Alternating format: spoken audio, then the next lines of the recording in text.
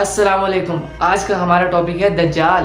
دجال کے بارے میں بہت ساری حدیثیں ملتی ہیں، لیکن ایک حدیث ایسی ہے جس میں دجال کی ایگزیکٹ لوکیشن کے بارے میں بہت ساری ہنٹس دی گئی ہیں، اور یہ حدیث ہم نے بہت دفعہ سنی ہوئی ہے کہ ایک دن ایک عیسائی آپ صلی اللہ علیہ وسلم کی خدمت میں آیا، اسلام قبول کرنے کے بعد اپنا واقعہ سنایا کہ میں اور میرے کچھ ساتھی عرب سے مشرق کی طرف سفر کر رہے تھے، راستے میں طوفان آیا جس کی وجہ سے ہماری کشتی راستے سے بھٹک گئی۔ ایک مہینہ ادھر ادھر بھٹکنے کے بعد آخرکار سمندر نے ہماری کشتی کو ایک جزیرے کے پاس لا کھڑا کیا۔ بڑی کشتی کو ٹو کر کے ہم چھوٹی کشتیوں سے اس جزیرے کے پاس پہنچے، اور وہاں ہماری ملاقات ایک بہت ہی عجیب مخلوق سے ہوئی جو پورا کالا تھا اور اس کے جسم پہ بڑے بڑے بال تھے۔ ہم نے جب اس سے اس کا نام پوچھا تو اس نے کہا کہ میرا نام جساسا ہے۔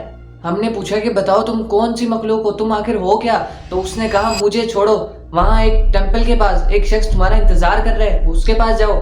اندر ہم نے ایک شخص کو زنجیر میں بندھا ہوا دیکھا۔ اس نے ہم سے 3 سوال کیے۔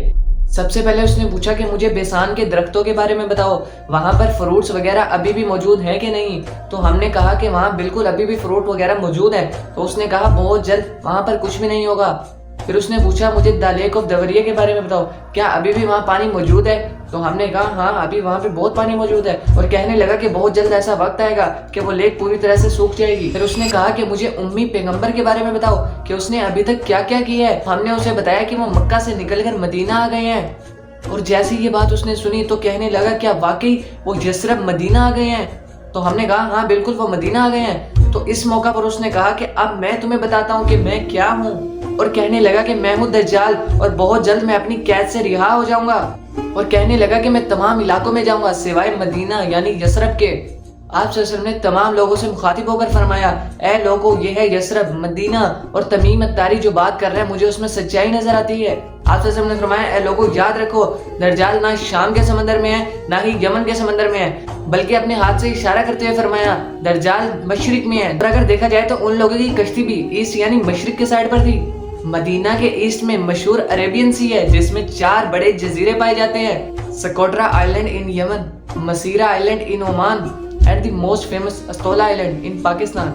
حدیث میں کلیئرلی فرمایا گیا ہے کہ دجال یمن کے سمندر میں نہیں ہوگا، تو یہ 2 آئلینڈ تو نکل گئے۔ رسول اللہ صلی اللہ علیہ وسلم نے مدینہ میں جب مشرق کی طرف اشارہ کیا تھا، اگر وہاں سے ہم سیدھی ایک لائن کھینچتے ہیں تو وہ آج استولا آئلینڈ کی بالکل اوپر سے گزرتی ہے۔ جساسا نے جب ان لوگوں کو ٹیمپل یا مندر کی طرف بھیجا تھا تو اس جزیرے پہ کوئی ٹیمپل یا مندر کے اثرات تو ہونے چاہیے نا۔ انڈیا کے اس آئلینڈ میں تو ایسا کچھ بھی نہیں ہے، لیکن پتہ ہے پاکستان کے استولا آئلینڈ میں کیا ہے؟ مندر۔ یہ کہانی تو تقریباً 1400 سال پرانی ہے، مندر تو کوئی 40-50 سال پہلے بنا ہوگا۔ نہیں، ایسا بالکل بھی نہیں ہے، یہ مندر 2000 سال پرانا ہے، اور مندر بھی کس کا؟ کالی ماتا کا، ہندوؤں کی سب سے خطرناک اور سب سے ڈراؤنی گوڈس، جو دکھنے میں بہت خطرناک ہے اور اس کے جسم پر بھی بہت زیادہ بال ہیں۔ کچھ یاد آیا؟ جساسا۔ ان صحابیوں نے جس عجیب سی مخلوق کی بات کی تھی وہ بالکل اس کالی ماتا سے ملتا جلتا ہے، لیکن اگر آپ آج استولا آئلینڈ جائیں تو آپ کو دجال وہاں پر نہیں ملے گا۔ وہ آزاد ہوا ہے یا نہیں یہ تو نہیں پتا، لیکن یہ جو جساسا ہے اس کو ذرا غور سے دیکھو۔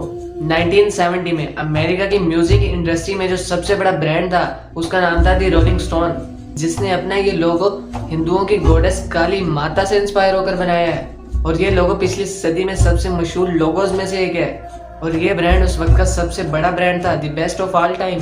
کیا یہ کوئی کوئنسیڈنس ہو سکتا ہے؟ اور مے بی ناٹ۔ اگر آپ اسلامک ہسٹری کو جاننا چاہتے ہیں یا اسلامک انفارمیشن لینا چاہتے ہیں تو ہمارے چینل انفو ود عثمان کو سبسکرائب کریں۔